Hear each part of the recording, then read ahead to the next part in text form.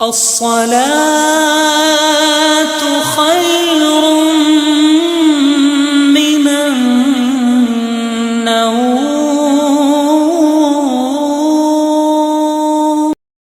الحمد لله رب العالمين والصلاة والسلام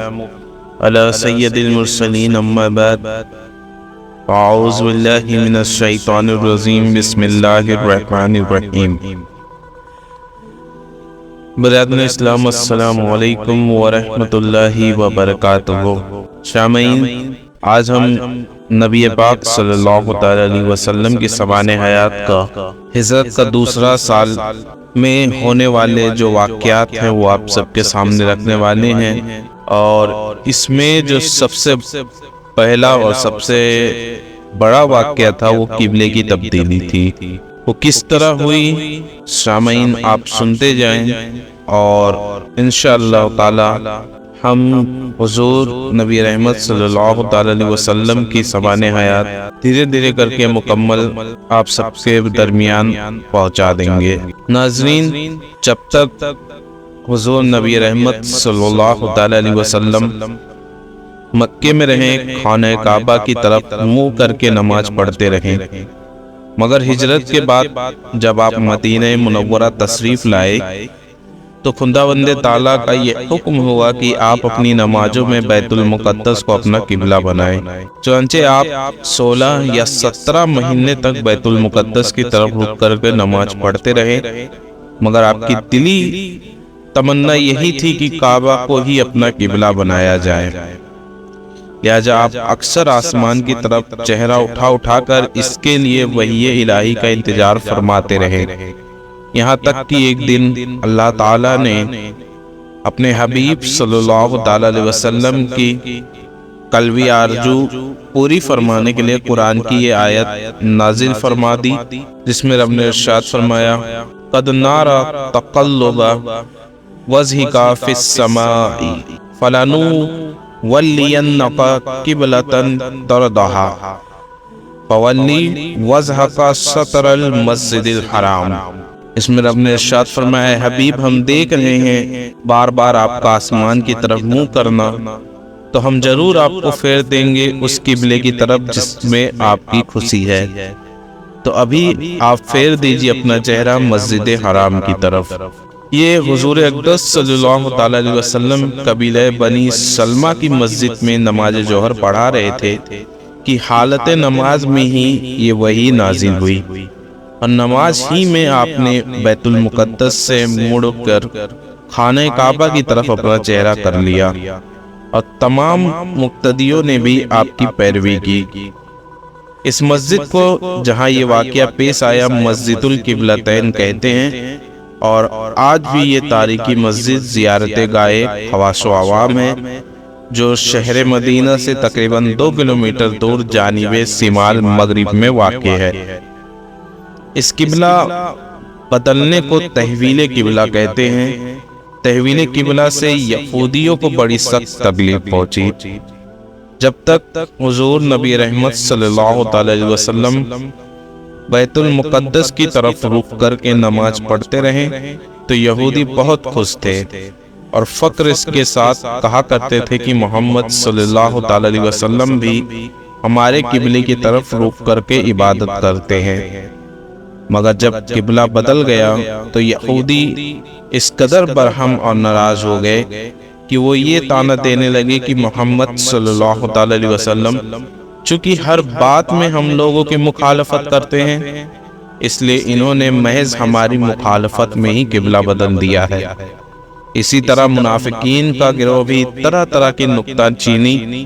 اور قسم قسم کے اعتراض کرنے لگا. تو ان دونوں گروہوں کی زبان بندی اور دہندوزی کے لیے خداوند کریم نے قرآن مجید کی یہ 2 آیت کریمہ نازل فرمائی، جس میں رب نے ارشاد فرمایا: سَيَقُولُ السُّفَهَاءُ مِنَ النَّاسِ مَا وَلَّاهُمْ عَنْ قِبْلَتِهِمُ الَّتِي كَانُوا عَلَيْهَا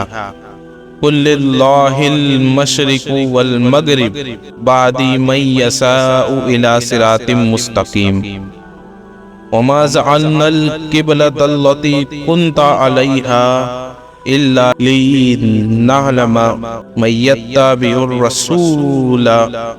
ممن ينقلب على عقبه وإن كانت لكبيرة إلا على الذين هدى الله۔ اس میں رب نے ارشاد فرمایا آپ کی اب کہیں گے بے وقوف لوگوں میں سے کسی نے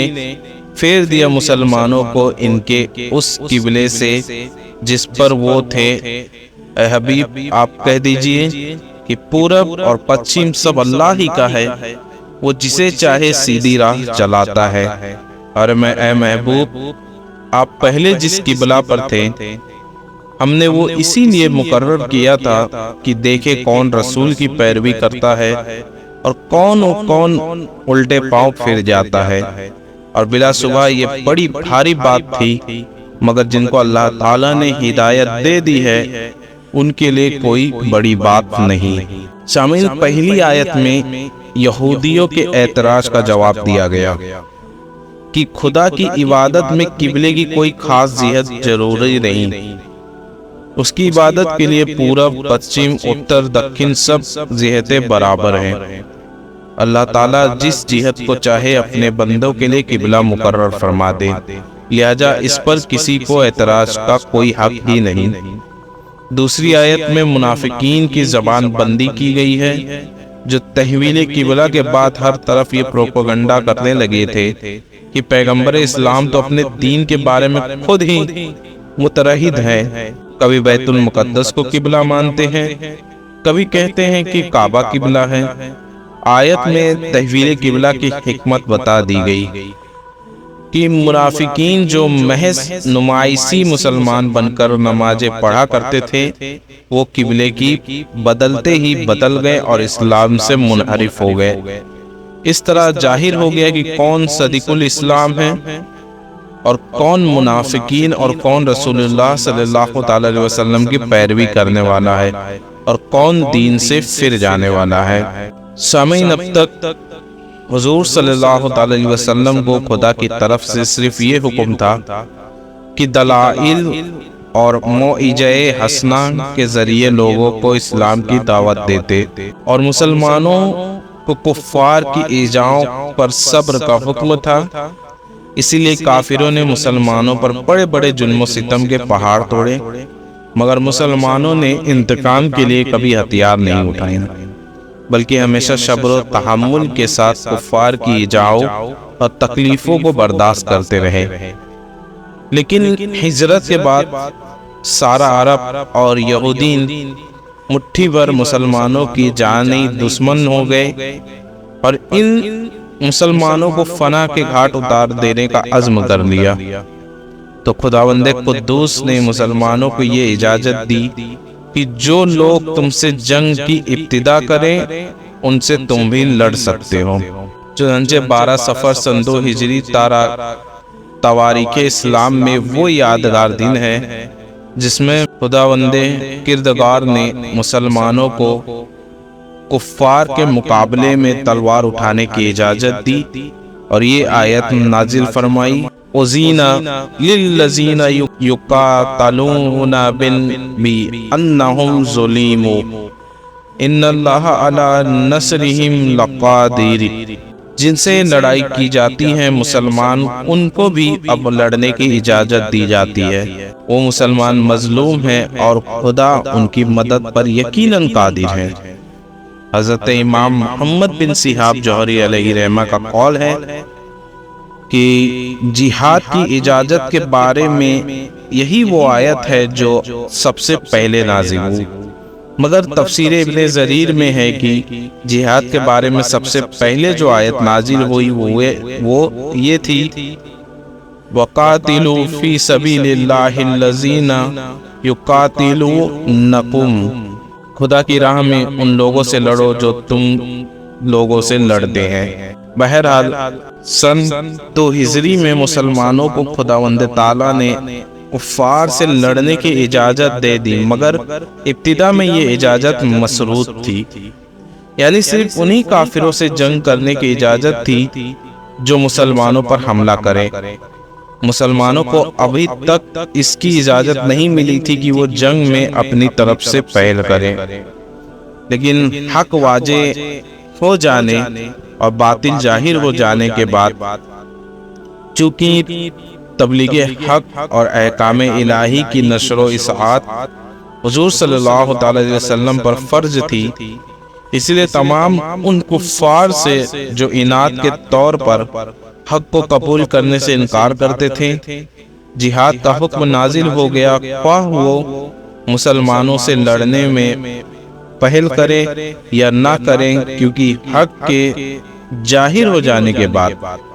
حق کو قبول کرنے کے لیے مجبور کرنا اور باطل کو جبراً ترک کرنا یہ عین حکمت اور بنی نوع انسان کی صلاح و فلاح کے لیے انتہائی ضروری تھا۔ بہرحال اس میں کوئی شک نہیں کہ ہجرت کے بعد جتنی لڑائیاں بھی ہوئی، اگر پورے ماحول کو گہری نگاہ سے بغور دیکھا جائے تو یہی ظاہر ہوتا ہے کہ یہ سب لڑائیاں کفار کی طرف سے مسلمانوں کے سر پر مسلط کی گئی، اور غریب مسلمان بدرجہ مجبوری تلوار اٹھانے پر مجبور ہوئے۔ مثلاً مندرجہ ذیل چند واقعات پر اگر ہم نظر ڈالیں تو اس میں ملتا ہے کہ پہل ہمیشہ کفار نے کیا، مسلمانوں کو اپنے بچاؤ میں تلوار اٹھانی پڑی، جس میں پہلا واقعہ یہ تھا کہ حضور صلی اللہ تعالی علیہ وسلم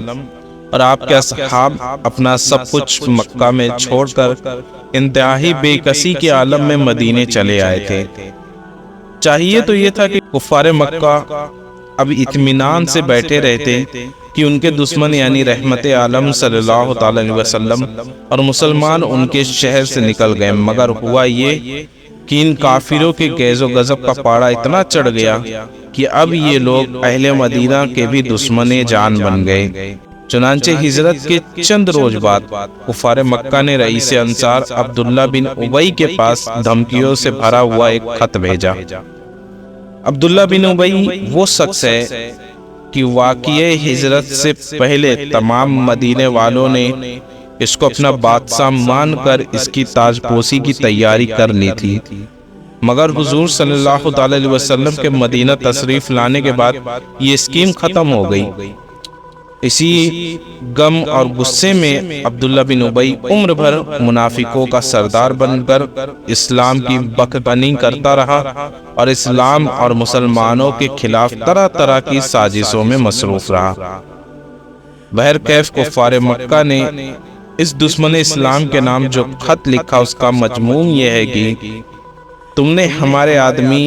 یعنی محمد صلی اللہ تعالی علیہ وسلم کو اپنے یہاں پناہ دے رکھی ہے، ہم خدا کی قسم کھا کر کہتے ہیں کہ یا تو تم لوگ ان کو قتل کر دو معاذ اللہ، یا مدینے سے نکال دو، ورنہ ہم سب لوگ تم پر حملہ کر دیں گے اور تمہارے تمام لڑنے والے جوانوں کو قتل کر کے تمہاری عورتوں پر تصرف کریں گے۔ جب حضور نبی رحمت صلی اللہ تعالی علیہ وسلم کو کفار مکہ کے اس تہدید آمیز اور خوفناک خط کی خبر معلوم ہوئی تو آپ نے عبداللہ بن ابی سے ملاقات فرمائی اور ارشاد فرمایا کہ کیا تم اپنے بھائیوں اور بیٹوں کو قتل کرو گے؟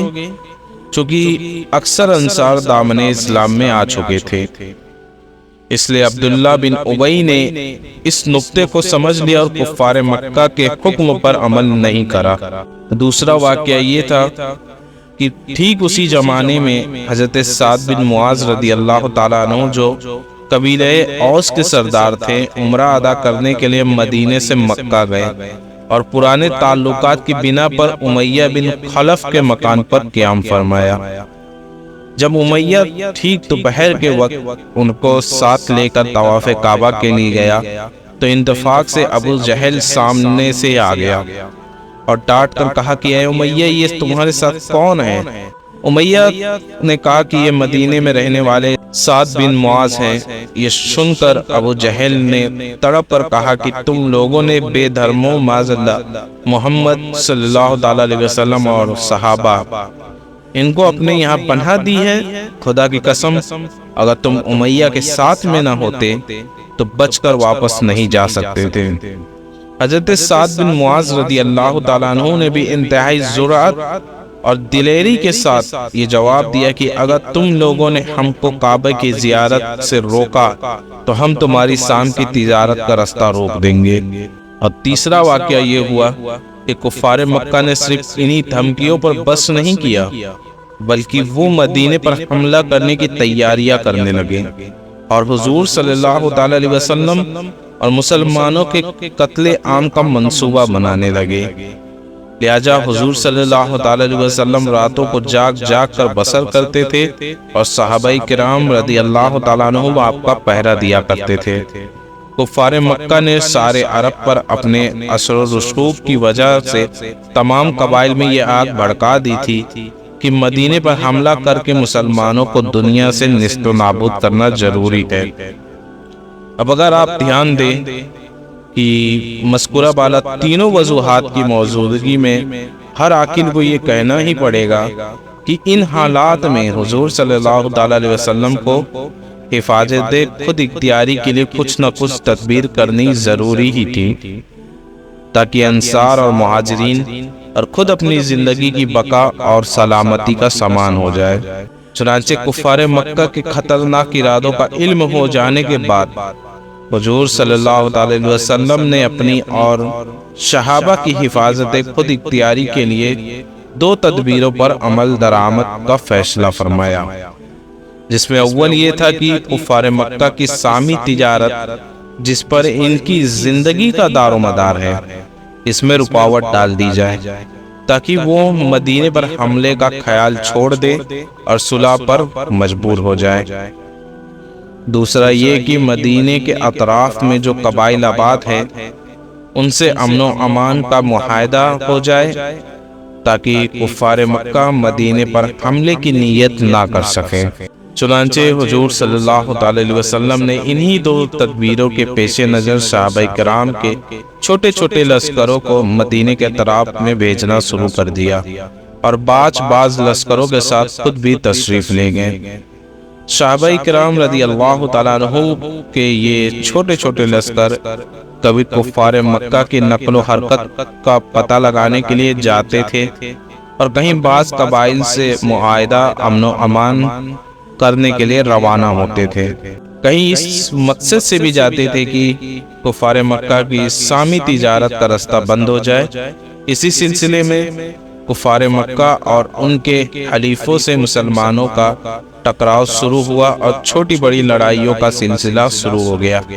انہی لڑائیوں کو تاریخ اسلام میں غزوات اور سرایا کے عنوان سے بیان کیا گیا ہے۔